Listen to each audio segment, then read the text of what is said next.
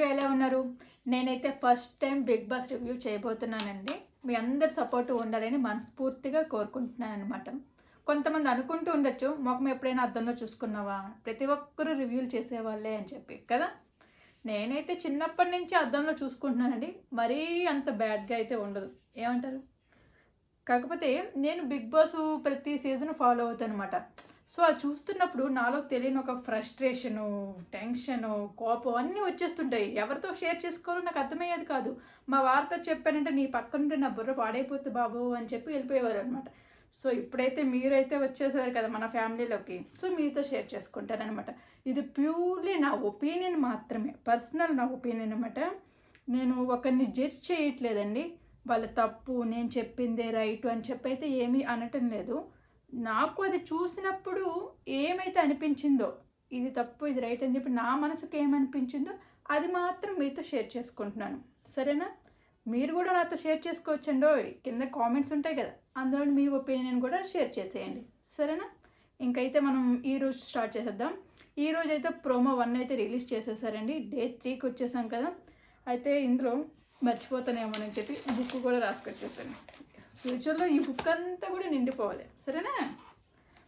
అయితే ఫస్ట్ వచ్చి చూపించేసరికి సీత అండ్ బేబక్క. సీతకి బేబక్కి మధ్యన ఆర్గ్యుమెంట్ అయితే జరుగుతుందండి. సీత గారేమో అంటారనమాట బేబక్తో, మీరు మధ్యాహ్నం ఒక కర్రీ రాత్రిని ఒక కర్రీ అనే చెప్పారు కదండి, మరి ఇక్కడ 2 కర్రీలు ఎందుకు వండారు రాత్రి అని చెప్పి అడుగుతారు. బేబక్కేమో లేదే అలాగేం వండలేదే అంటుందన్నమాట. లేదు మీరు వండారు, చికెన్ కర్రీ వండారు అండ్ ఆలు కర్రీ కూడా వండారని చెప్పి సీత అంటుందన్నమాట. అప్పుడు బేబక్ ఏమంటుందంటే, అంటే వెజిటేరియన్స్ కూడా ఉన్నారు కదా, మరి వాళ్ళకి కూడా తినాలి కదా అని చెప్పి ఆలు వండినట్లున్నారు అని చెప్పి అంటుంది. అంటే ఆవిడ వండలేదేమో, కానీ కిచెన్ హెడ్ మాత్రం ఆవిడ కాబట్టి ఆవిడని ఈవిడ నామినేట్ చేస్తుంది. అండ్ ఇంకొక రీజన్ కూడా ఉందండి. అంటే కిచెన్ హెడ్ సీత అవ్వాలనుకుంది, కానీ బేబక్క నేమేమో నిఖిల్ ప్రపోజ్ చేశాడనమాట. నిఖిల్ చెప్పిన తర్వాత చాలామంది కూడా దానికి సపోర్ట్ చేశారు. సో అందువల్ల బేబక్కేమో కిచెన్ హెడ్ అయిపోయింది. సో కిచెన్లో ఏం జరగాలి, ఏం వండాలి అవన్నీ కూడా ఆవిడ చూసుకుంటుంది అనమాట. సో మరి అందుకని అండ్ ఆవిడ కండిషన్స్ కూడా పెట్టిందండి. అవి ఏంటంటే చెప్పాను కదా, మధ్యాహ్నం ఒక కర్రీ రాత్రి ఒక కర్రీ వండాలని చెప్పింది. సో ఇలా వండాలి అన్నప్పుడు ఎవరి ఎగ్గు వాళ్ళు ఇస్తారు కదా, ప్రతి ఒక్కరికి ఒక్కొక్క రోజు ఒక్కొక్క ఎగ్ ఇస్తాడు కదా బిగ్ బాస్. సో ఆ ఎగ్గుని ఏం చేసుకోవడం అనేది వాళ్ళ ఇష్టం, వాళ్ళు తింటారా లేదా పక్క వాళ్ళకి ఇచ్చేస్తారా. సో సీత ఏంటంటే, నాకు ఒక కర్రీస్ నచ్చవు కాబట్టి నేను దాన్ని ఎగ్ బుజ్జి చేసుకుంటాను అని అన్నది. అంటే తనది తానే వండుకుంటా అన్నది, మళ్ళీ తనని వండమని కూడా ఏం అడగలేదు బేబక్కని. సో అది కూడా బేబక్క యాక్సెప్ట్ చేయనట్టుందనమాట. అలా వేరే వేరే కర్రీస్ ఇంకా వండుకోవడానికి వీల్లేదు అన్నట్టుగా చెప్పింది. మొన్న నాబెల్తో కూడా అదే గొడవ. ఆయన కూడా అదే ఎగ్ బుజ్జి ఏదో చేసుకుంటానంటే ఒప్పుకోలేదు అనుకుంటా. ఆ కారంగా ఉన్న కూరే తినాలి అన్నట్టుగా చెప్పారు. ఈ విషయంలో మాత్రం బేబక్కది నాకేమీ నచ్చలేదు, కొంచెం రాంగ్ అనిపించింది కదా. సోనియా ప్రేరణ మధ్యన, సోనియా ఫస్ట్ నిన్న ఎపిసోడ్లో చూసే ఉంటారు కదా, సోనియా ప్రేరణని నామినేట్ చేసింది. జాయ్ఫుల్గా ఉన్నావు, పిక్నిక్ వచ్చినట్లు ఉన్నావు అని చెప్పి అందరినీ న్యూట్రలైజ్ చేయాలని ట్రై చేస్తున్నావు అనే రీజన్స్తో తనైతే నామినేట్ చేసింది. సో ఇప్పుడు ప్రేరణ మళ్ళీ కౌంటర్ అటాక్గా సోనియాని నామినేట్ చేసిందనమాట.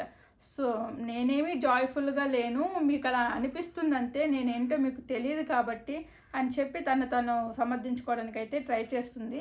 అండ్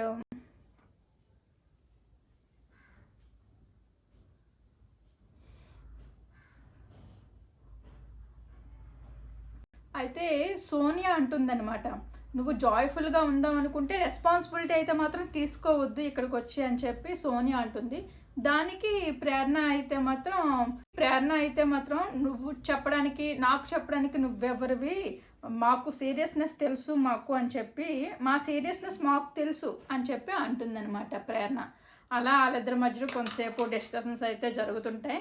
అండ్ మీకు తెలిసిందే కదా, ఈ సోనియాతోని మణికంఠతోనైతే అస్సలు మాట్లాడలేరండి ఎవరు కూడా. ప్రతి మాట ఒక తోటలా ఉంటుందన్నమాట. అంటే కరెక్ట్ పాయింటే మాట్లాడతారు, బట్ వాళ్ళకున్న యాటిట్యూడ్ కానీ, యారిగెన్స్ కానీ, ర్యాష్గా చెప్పడం కానీ, అదొక స్టైల్, అదొకటి, ఇవన్నీ కూడా వాళ్ళ నెగిటివ్ వైపు తీసుకెళ్తున్నాయి అంతే. లేదంటే వాళ్ళు పెట్టే ప్రతి పాయింట్ కూడా బాగుంటుంది, మనం వినాలే కానీ. అండ్ ఈ ప్రోమోలో నాకు అర్థమైంది ఏంటంటే చాలామంది హౌస్మేట్స్ సగానికి సగం మంది అనుకుంటాం మణికంఠనే నామినేట్ చేస్తున్నారండి. ఇప్పుడు ప్రేరణ కూడా మణికంఠనే నామినేట్ చేసింది, విష్ణుప్రియ మణికంఠనే నామినేట్ చేస్తుంది, శేఖర్ భాష మణికంఠనే నామినేట్ చేస్తాడు, అభయ్ కూడా మణికంఠనే నామినేట్ చేస్తాడు. ఇలా సో వీళ్ళే సగం అబ్బాయిని ఫేమస్ చేసేస్తున్నారు అనమాట, ఇలా నామినేట్ చేసి. అయితే ఇక్కడ ప్రేరణ కూడా మనకంటే నామినేట్ చేసినప్పుడు ఈ అబ్బాయి మళ్ళీ తన ఎమోషనల్ స్టోరీ స్టార్ట్ చేసేసాడనమాట. కానీ ఈసారి మాత్రం అందరినీ ఏడిపించేసాడండి. నాకు కూడా నిజంగా లిటరల్లీ ఆ స్టోరీ చెప్తున్నప్పుడైతే మాత్రం చాలా బాధగా అనిపించింది అనమాట. కానీ ప్రతిసారి అదే రిపీట్ చేస్తున్నాడు. ఎమోషన్నే ఒక సింపతి గేమ్ అనమాట, సింపతి గేమ్ ఆడుతున్నట్టే అనిపించింది నాకైతే. అదే తీసుకొస్తూ ఉంటే ఒకనొక టైంలో ఆడియన్స్ కూడా చాలా చిరాకు వేసేస్తుంది అనమాట. ఒక 2-3 వీక్స్ వరకు వేస్తారేమో ఓట్లు. మరి తర్వాత నుంచి ఈ అబ్బాయి ఎంతో కొంత గేమ్ ఆడుతుండాలి, కరెక్ట్ పాయింట్లు పెడుతుండాలి అక్కడ, అంతేగాని ప్రతిసారి తన లైఫ్ స్టోరీని ఎమోషన్గా చెప్పడం ఇవ్వాలి. ప్రతి ఒక్కరికి ఉంటుంది కదా, ఇక్కడికి వచ్చి దాన్ని ప్రతిసారి చూపించుకోవడం అయితే ఏం బాగాలేదు, నా పర్సనల్ ఒపీనియన్ అనమాట. అయితే ఇంతకీ అక్కడ ప్రేరణ నామినేట్ చేసినప్పుడు ఏమంటాడంటే, నా స్ట్రగుల్ మీకు తెలియదు, నేను ఎన్ని ప్రాబ్లమ్స్ ఫేస్ చేసి వచ్చాను అనేది మీకు తెలియదు, అందుకనే మీరు ఇలా మాట్లాడుతున్నారనమాట. చిన్నప్పుడే ఫాదర్ చనిపోయాడు, అండ్ తర్వాత స్టెప్ ఫాదర్తో చాలా ఇన్సల్ట్గా తీసుకున్నాను, ఐ మీన్ చాలా అవమానించాడు. స్టెప్ ఫాదర్ అనే అతను ఈయన చాలా అవమానించాడంట. అంటే బేసిక్గా ఉంటుందిలేండి ఎక్కడైనా సరే, అలా అయింది. అండ్ డబ్బులు లేవు, చాలా స్ట్రగుల్ అయ్యాను. మా అమ్మగారు కూడా చనిపోయారు. అమ్మ చనిపోయినప్పుడు కట్టే పేర్చడానికి ఒక్కొక్క రూపాయి అందరిని అడిగి తెచ్చి మరీ కట్టి పేర్చి కాల్చాను అని చెప్పి ఎమోషనల్ అవుతుంటాడు అనమాట. దానికి పాపం నామినేట్ చేసిన ప్రేరణ కూడా ఏడ్చేస్తుంది. పక్కన చీఫ్గా కూర్చున్న ఈ అమ్మాయి పేరు ఎవరు, యష్మి కూడా ఎక్కి ఏడ్చేస్తుంది అనమాట. నా ఇంకా వీళ్ళందరూ కూడా కొంచెం బాధపడతారు, మనకు కూడా కొంచెం ఎమోషన్గానే ఉంటుందిలేండి. అందులోకి బిగ్ బాస్ బ్యాక్గ్రౌండ్లో ఆర్ఆర్ వేస్తుంటాడు కదా, దానికి లేని ఎమోషన్ కూడా పుట్టుకొచ్చేస్తుంది అనమాట. సో అలా ఉంటుంది. ప్రేరణ మణికంఠని నామినేట్ చేసింది. తర్వాత వచ్చేసరికి విష్ణుప్రియ కూడా మణికంఠని నామినేట్ చేస్తుంది అనమాట. ఏ పాయింట్తో నామినేట్ చేసింది అనేది ప్రోమోలో అయితే రివీల్ చేయలేదు. అందుకని దానికి ఆన్సర్గా అయితే మణికంఠ మాత్రం అంటాడనమాట, నేను ఈ 3 days నీతో ట్రావెల్ అయ్యింది, అందుకే నువ్వు ఎలాంటి పదాలు యూస్ చేస్తావనేది తెలుసుకోవడానికని. అక్కడ పదాలని ఎందుకు అన్నాడంటే, అబ్బాయి ఫస్ట్ రోజు అబ్బాయిని నామినేట్ చేశారు కదా అందరూ ఎలిమినేట్ అయిపోవడానికి, అదే అనిల్ రావుపూడి గారు వచ్చి ఫ్రాంక్ చేసినప్పుడు. సో అప్పుడు అమ్మాయి ఫెమినిజం అనే ఒక ఇలాంటి వర్డ్స్ యూస్ చేసింది అనమాట. సో అలాంటి వర్డ్స్ ఇంకా ఏమైనా వస్తాయంటే ఆ అమ్మాయి నుంచి అని తెలుసుకోవడానికి అబ్బాయి 3 days ఆ అమ్మాయితోనే ట్రావెల్ అయ్యానన్నట్టుగా మాట్లాడాడు. దానికి విష్ణుప్రియ షాక్ అయిపోయి, నువ్వు ఈ 3 days అందుక నాతో ఉన్నావు, తిరిగావు అన్నట్టుగా ఆ అమ్మాయి కూడా కొంచెం ఇదైంది అనమాట. ఆ ప్రోమోలో అయితే అంతవరకే చూపించారు. ఇప్పుడు విష్ణుప్రియ కూడా అయిపోయిన తర్వాత అబ్బాయి కూడా మణికంఠని నామినేట్ చేస్తాడు. ఆ అబ్బాయి ఎందుకంటే చెప్పాను కదా, ఫస్ట్ రోజు అనిల్ రావుపూడి గారు వస్తారు, ప్రాంక్ చేస్తారనమాట, నేను మీలో ఒకరిని ఎలిమినేట్ చేసి తీసుకెళ్ళిపోతా అని. అప్పుడు అందరూ కూడా కొంచెం ఈ అబ్బాయి కొత్తగా ఉండడానేమో అందరూ కూడా ఈ అబ్బాయికి ఓట్ చేశారు. అందులో ఆదిత్య ఓం గారు, లాహిరి హీరో, మీకు గుర్తుండే ఉంటుంది కదా, ఆయన కూడా ఓట్ చేశారనమాట. సో అంతమంది ఓట్ చేసినప్పటికీ ఆదిత్య ఓం గారితో ఈయనకి ఫైట్ అయింది. అది ఎందుకు అనేది నాకు అర్థం కాలేదు. ఏవైనా పాయింట్స్ తీసేసాడేమో బిగ్ బాస్ మనకు చూపించకుండా అని అనిపించింది. అయితే ఆయన తర్వాత వచ్చి సారీ చెప్తారు, మొత్తం అదంతా అయిపోయిన తర్వాత ప్రాంక్ అని తెలిసిన తర్వాత ఆయన పొలైట్గానే వచ్చి చెప్తారు, సారీ నేను ఇలా నేనేం చెప్పాను అని చెప్పి. బట్ ఈ అబ్బాయి మరి ఎందుకు దాన్ని తీసుకోలేకపోయాడో తెలియదు, కానీ అక్కడ చాలా యారగెంట్గా, చాలా కోపంగా దాన్ని రిసీవ్ చేసుకోడు, యాక్సెప్ట్ చేయడు అపాలజీస్ని. యాక్సెప్ట్ చేయకపోయేసరికి అబ్బాయి కూడా వస్తాడు, అబ్బాయి కూడా వచ్చి తను కూడా సారీ చెప్తాడు. సో అక్కడ బిహేవ్ చేసిన మణికంఠ యొక్క తీరు ఉంటుంది కదా, అది అబ్బాయికి నచ్చలేదు అని చెప్పి ఇక్కడైతే ఈ పాయింట్ని రైజ్ చేసి నామినేట్ చేస్తాడు. అండ్ ఇంకో పాయింట్ కూడా చెప్తాడు అబ్బాయి, అండ్ నువ్వు గొడవ జరుగుతున్నప్పుడు హైపర్ అవుతారు చాలామంది, హైపర్ అవుతున్నప్పుడు కామ్, అంటే ఒకసారి హైపర్ అవ్వడం ఓకే, మళ్ళీ రెండోసారి కూడా హైపర్ అయిపోతున్నావు, అక్కడ కామ్ డౌన్ అయ్యే ఒక మెంటాలిటీ అనేది నీలో లేదు అని చెప్పి కూడా అబ్బాయి రీజన్ చెప్తాడనమాట నామినేట్ చేయడానికి చెప్పాడు. అయితే అప్పుడు తినంటాడనమాట నాగమణికంఠ ఏమంటాడంటే, నేను ఈ షోకి ఫిట్ కాకపోతే ఈ వారమే నేను వెళ్ళిపోతా అంటాడు.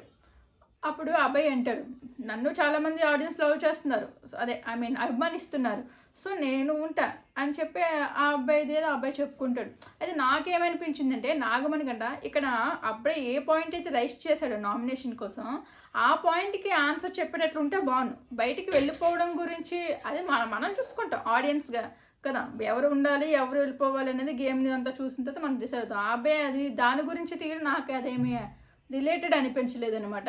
దానికి ఆన్సర్ ఇచ్చుంటే బాగుండేది. ఎందుకు ఆ టైంలో అలా రియాక్ట్ అయ్యాడు, వాళ్ళు సారీ చెప్తున్నప్పటికి కూడా దాన్ని ఎందుకు యాక్సెప్ట్ చేయలేకపోయాడు అనే దాని కింద చెప్పుంటే ఇంకా బాగుండేదేమో అని అనిపించింది. నెక్స్ట్ శేఖర్ భాష, మగాళ్ళ ఆనిముత్యం అంటారు కదా, శేఖర్ భాషా గారు కూడా మనకంటేనే నామినేట్ చేస్తారనమాట. ఆయన ఎలా చెప్తాడు అంటే, నువ్వు ఇక్కడ రాజకీయాలు చేస్తున్నావు, షోని రాజకీయాలు చేస్తున్నావు అన్నట్లుగా మాట్లాడతారు.